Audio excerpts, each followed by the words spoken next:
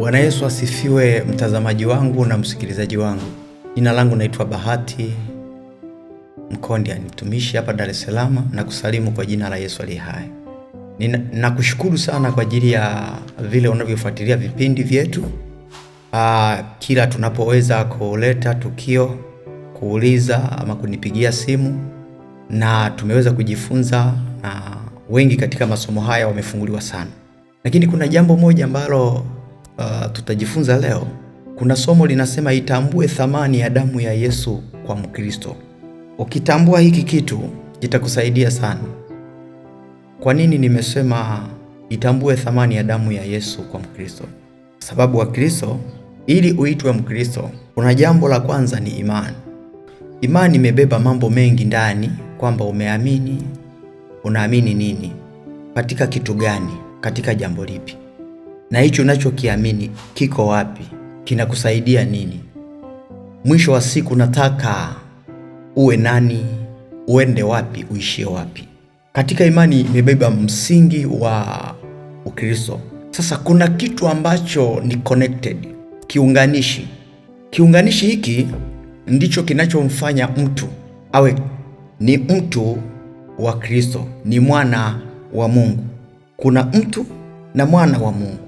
Sasa kutoka kwenye utu wa Mungu unakuwa ni mwana wa Mungu.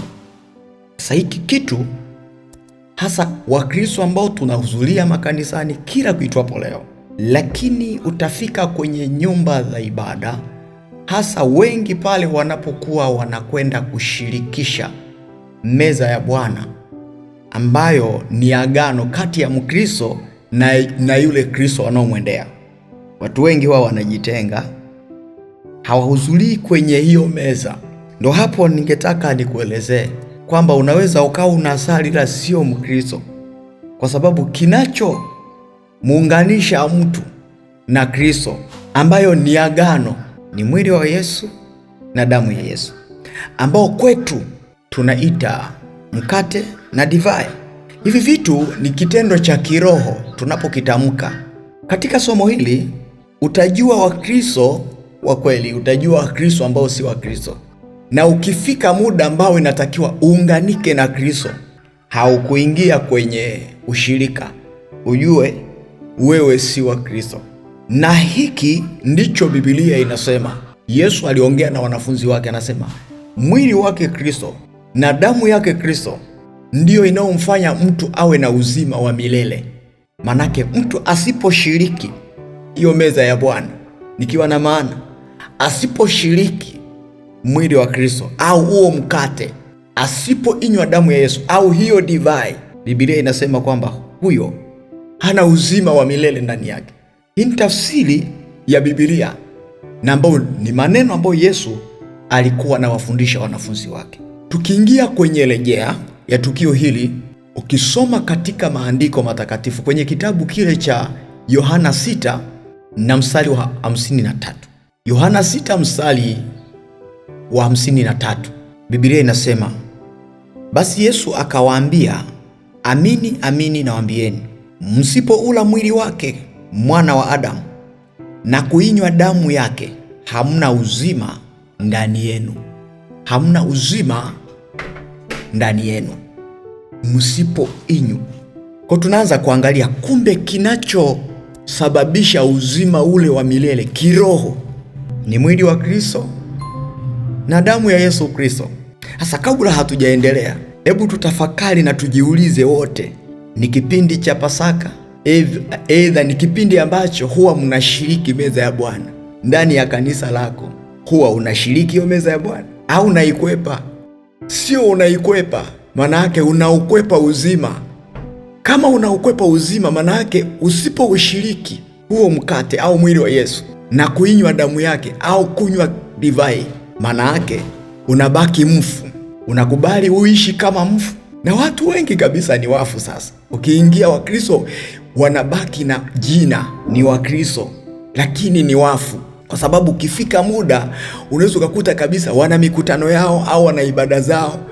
Hesabu ya kanisa, hesabu ya watu waliomo kanisani, utakuta ukiingia kwenye ibada zao za kawaida unaweza ukakuta kabisa kuna wengine ambao wamejaliwa, kuna watu zaidi ya 500, kuna watu zaidi ya 1000, wengine kuna watu 600, wengine kuna watu 200 na zaidi ya hapo. Lakini wanapofika muda wa kushiriki walikuwa 1000, unashangaa wameshiriki watu 20. Ina maana hao 20 wana uzima, waliobaki ina maana ni wafu, hawana uzima, na tena sio wa Kristo. Hicho ni chanzo cha kumkana Kristo. Walishamkataa Kristo. Hili ni neno la Bwana, sio neno la Mkondi, ni neno la Bwana. Walishamkataa Kristo. Walikuwa 600, unakuta wameshiriki watu 10. Wengine hawa wanakimbia nini? Manake wanakimbia uzima, hawataki uzima, wanataka wakae kwenye ufu. Sasa kama kanisani kwako au kama unasoma neno la Mungu tafakari tukio hili. Itambue thamani ya damu ya Yesu kwa Mkristo. Na ninakwambia wewe ni Mkristo. Na kama unatambua tukio hilo, kwa nini unakataa kushiriki meza ya Bwana? Kwa nini unakataa kuwa na uzima wa Yesu Kristo? Kwa nini hutaki kuwa mzima, unataka kuwa mfu? Kwa nini? Unajua, nashangaa ukikutana na mtu jinsi anavyoweza kuimba, jinsi anavyoweza kutafakari, jinsi anavyoweza kufanya jambo lolote la kimungu, na ni mtu mwenye imani, lakini ikifika kwenye kipengele hicho anakwepa mwili wa Kristo. Sasa kama unakwepa mwili wa Kristo, wewe ni nini? Wewe ni nani sasa? Ina maana wewe si wa Kristo na mbinguni hautaenda, na wewe unabaki mauti. Wewe ni mfu, kama mfu wa kawaida. Lakini kipengele cha pili, wewe ni mpagani kama mpagani mwingine, kwa sababu tukio hilo wapagani ndo hawawezi wakashiriki. Kwa kama hawawezi wakashiriki wapagani, na wewe huwezi ukashiriki, haya, utamwita mwenzako ni mpagani? Hapana. Kwa hiyo ninakushauri, kuna maandiko mengi, kama ni msomaji uangalie pia kwenye kitabu cha Yohana 8 mstari wa 36.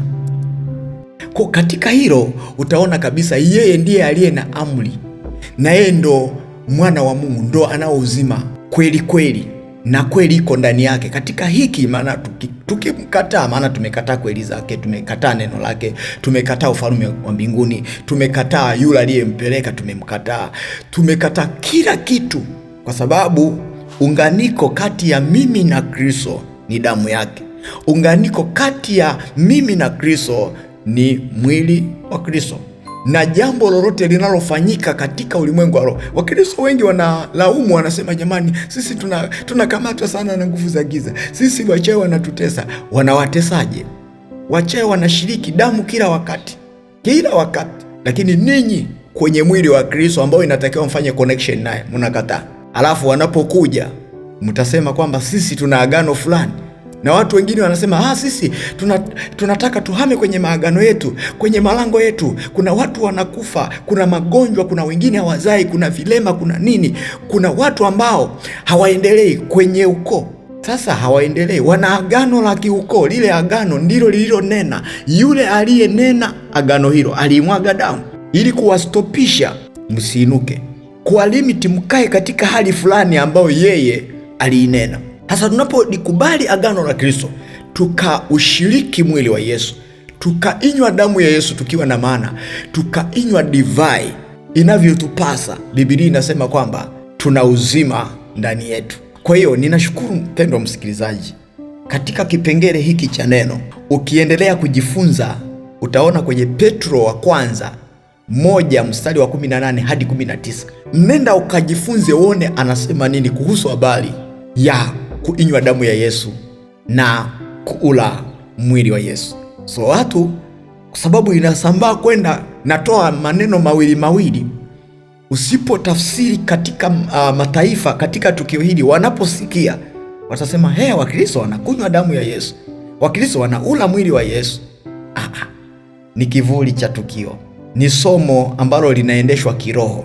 Kuna vitu tunaviomba ili vifanyike kama Yesu anavyotaka. Roho Mtakatifu anakuja tunapomuomba Mungu.